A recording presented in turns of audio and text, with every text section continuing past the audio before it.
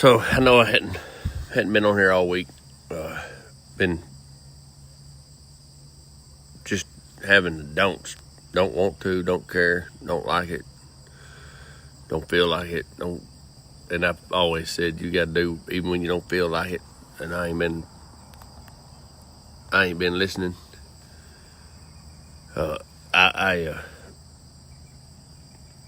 I want to talk about Zechariah. There's a couple of things happened yesterday. It was really cool. Monday, I went to church Sunday, and Billy Jack church preached a great sermon, and he preached about the ark and different things that God showed him when he went and seen the ark in Kentucky, and we had went and seen it in June, so it was good. And I just didn't have no. Went and seen Christy's mom after church. She's recovering good from open heart surgery. I checked on Billy Ray, and that's my younger half brother that's got cancer in the liver, and he ain't doing too good. Checked on a couple other folks, and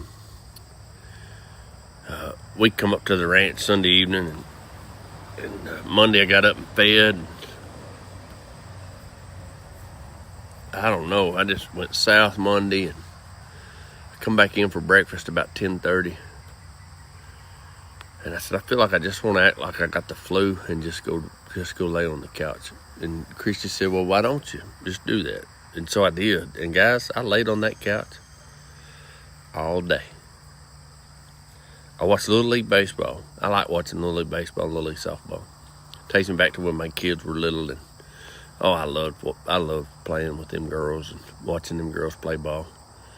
But I just laid there. I didn't talk much. I didn't have nothing to say. I don't know that I've ever been depressed, but that probably was what that was. Depressed, in a mess. I had no gas, no get up, none. Just so I didn't.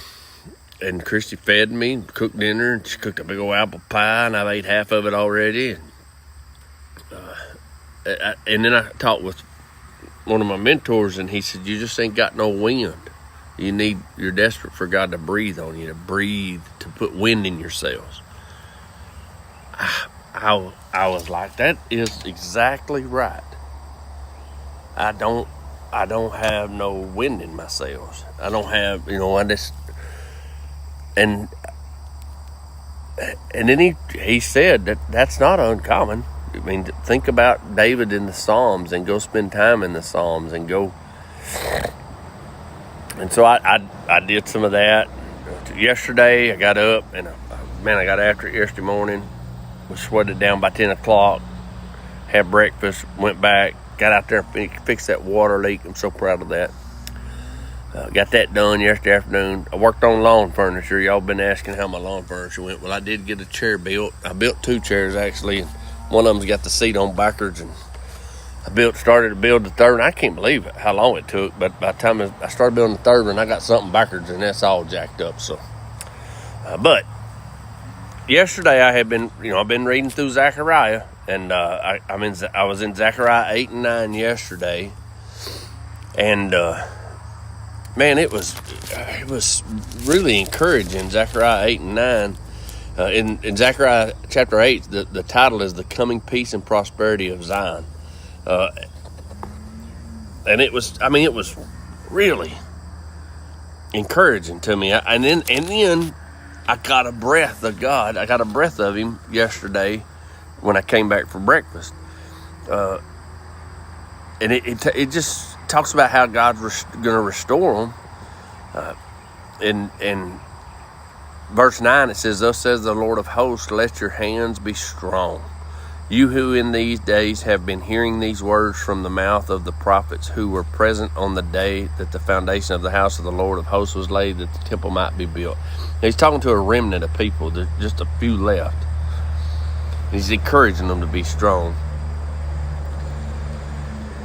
He goes on to say, but before those days there was no wage for a man, or any wages for beasts, neither was there any safety for the foe for him who went out or came in, for I set every man against his neighbor. But now I will not deal with the remnant of this people as in the former days, declares the Lord of hosts. For there shall be a sowing of peace. Now, there's been 2 or 3 statements made like it's stuck, but I don't even remember. I know Christy said it once. It seems like somebody else said it once. And they said something about sowing in tears. And I don't pay enough attention, and it didn't stick out, but I've never had heard that. But Monday, she said, you might be just sowing in tears. And I did not know what that meant. But when you have that day that you just ain't, you just can't. You ain't got no strength. You ain't got no desire. There's no wind in your sails. You can sow seeds in tears, in your groaning, in your grieving, in your sorrow. Sow seeds.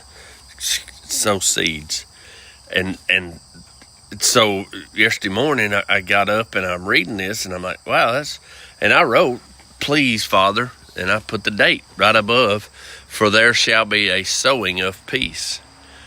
Because I am desperate for peace in this last season of my life.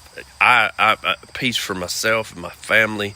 I want to be a messenger of peace. I want to be an instrument of peace. I want to be a peacemaker, because blessed are the peacemakers, for they shall be called sons of God. And I've never been, that's not who I've been.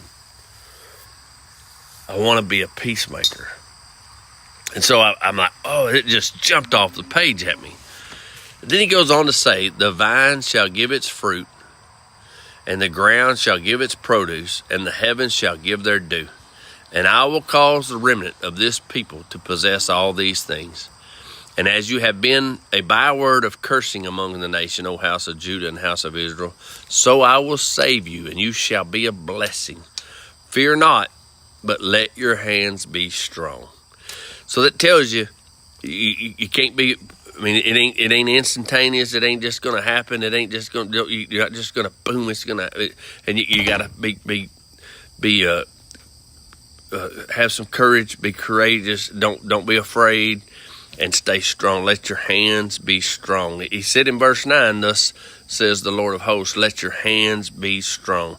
And that what God spoke to my heart yesterday and put wind in my sails is what my hand has been entrusted. What has been entrusted to my hands, don't turn them loose. Don't turn it loose. I've been entrusted with people that are in my life that are more than just people I know. They are my family. My wife, my children, my grandchildren. I got 2 more coming this month. I got 2 more coming. It's crazy. Be strong. Let your hands, don't turn them loose. Don't turn them loose. Fear not, but let your hands be strong. And I also learned yesterday that in a conversation that I've always considered myself a man of anger. Like and he asked me if I would be willing to consider that I am not a man of anger, but a man of rage. And I'm like, well, that's not a compliment. Who the heck wants to be known as a man of rage? He said, you do understand that rage is the root word for courage. Without rage, you have no courage. You are developing, and God is teaching you how to utilize it for His good and for building up, not tearing down. Totally changed how I see the word courage and how I see the word rage. And so I'm like, oh man. And then he told me, look for the vine producing fruit. Look for that. Look for those opportunities. Look for that. I come home for breakfast. Me and Christy sit down. We eat breakfast. I asked a specific question.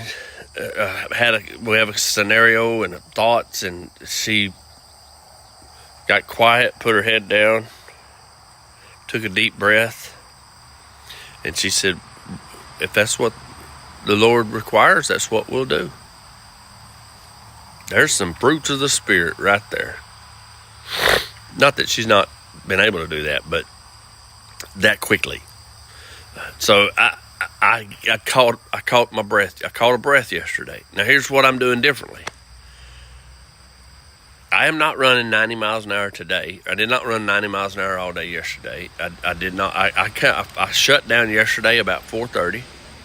I worked on some lawn furniture, and all I got accomplished yesterday afternoon after 4:30 was dinner, some Little League softball, and an A chair.